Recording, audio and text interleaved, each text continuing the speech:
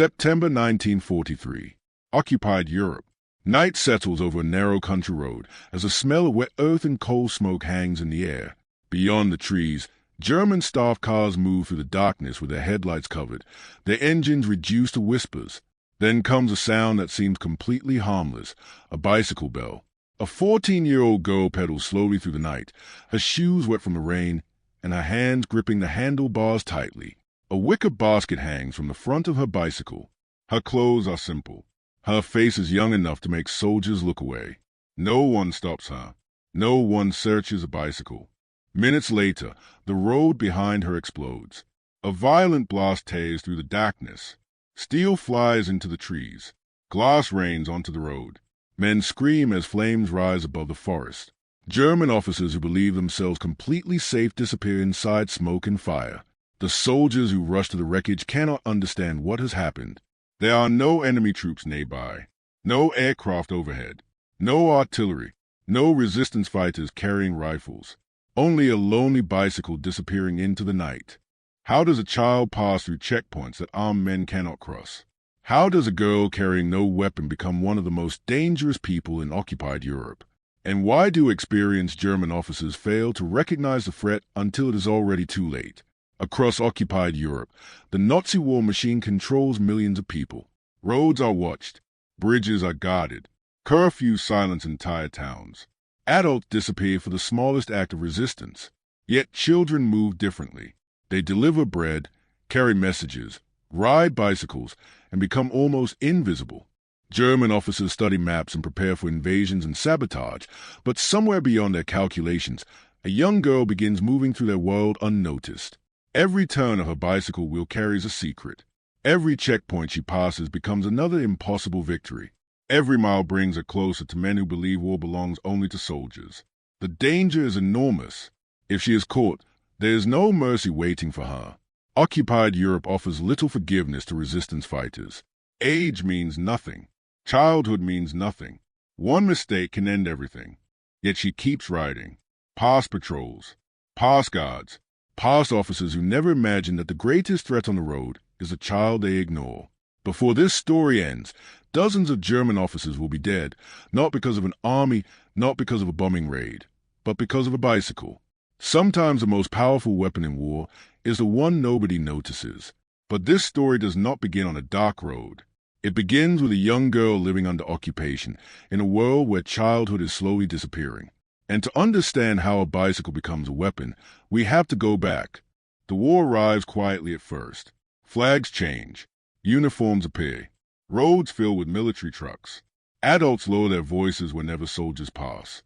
For a 14-year-old girl, occupation does not begin with gunfire.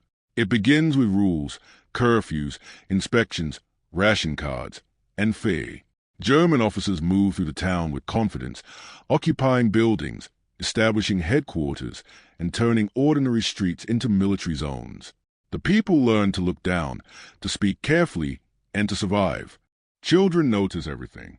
They notice which officers travel the same roads, which guards smoke during duty, which trucks arrive late at night, and which buildings remain heavily protected. Adults often overlook these details because they are afraid, but children remember them. The young girl continues riding her bicycle because bicycles remain necessary during the occupation. They carry food, medicine, and messages between villages, becoming such a common sight that soldiers barely pay attention to them. That is exactly what makes a bicycle useful. Resistance networks begin spreading throughout occupied territory, and information becomes more valuable than weapons. A troop movement can save lives. A schedule can destroy a convoy. A map can change an entire operation. Yet adults attract attention. Young boys are questioned. Men are searched. Women carrying bags are stopped. But a girl riding a bicycle appears harmless. At first, her tasks remain simple. Deliver a note. Carry a package. Remember a location. Count the vehicles parked outside a building. The work feels small, but will often depend upon small things. She learns to hide messages inside her clothing.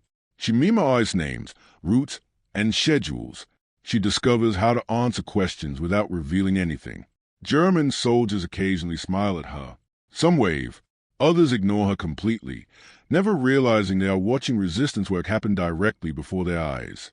As the war continues, the stakes rise. German officers travel between headquarters using roads they consider safe. Staff cars move through forests and villages carrying commanders, intelligence officers, and planners. The resistance wants information, movement schedules, routes, timetables, and weaknesses. The bicycle provides access. She travels roads others cannot. She stops beside fences. She counts vehicles. She observes guards. Every journey becomes more dangerous than the last. Arrests increase. Executions become public. Entire communities witness the consequences of resistance. Yet she continues.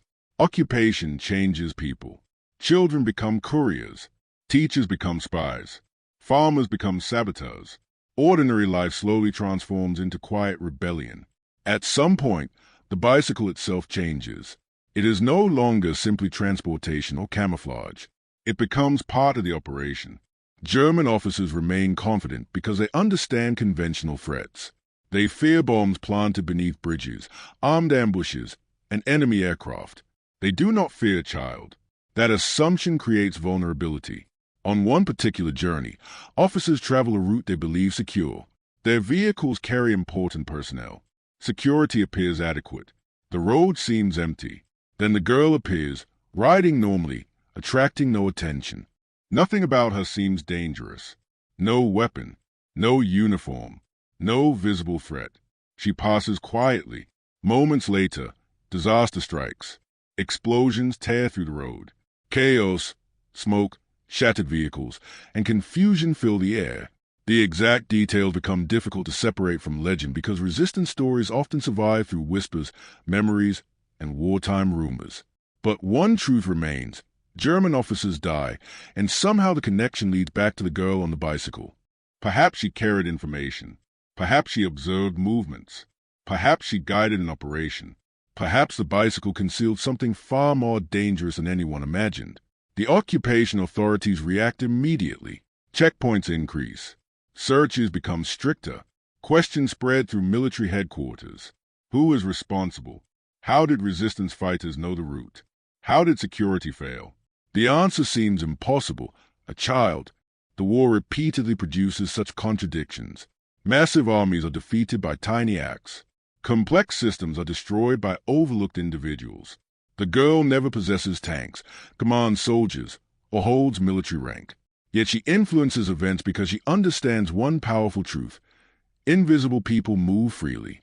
History remembers generals, battles, and armies crossing borders, but resistance movements often depend upon ordinary people, messengers, children, cyclists, workers, and students. While armies fight across continents, she fights with the only weapon available to her, invisibility. And that invisibility proves deadly. The road eventually becomes quiet again. The smoke clears. The vehicles disappear. The occupation that once seemed permanent begins to collapse.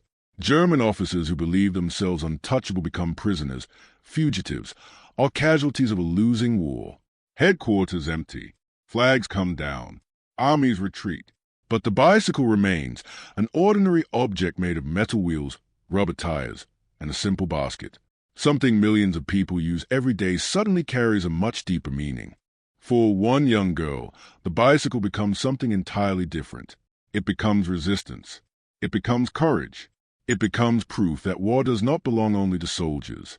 After the fighting ends, Europe begins counting its losses. Cities lie in ruins. Families search for missing relatives. Survivors attempt to rebuild lives interrupted by occupation and violence. Many resistance fighters return to ordinary lives. Some receive recognition, while others remain unknown, their stories surviving only through fading photographs, local memories, and whispered accounts. Young people who once carried secret messages grow into adults. The children of war become witnesses. They remind the world that courage rarely appears in the form people expect.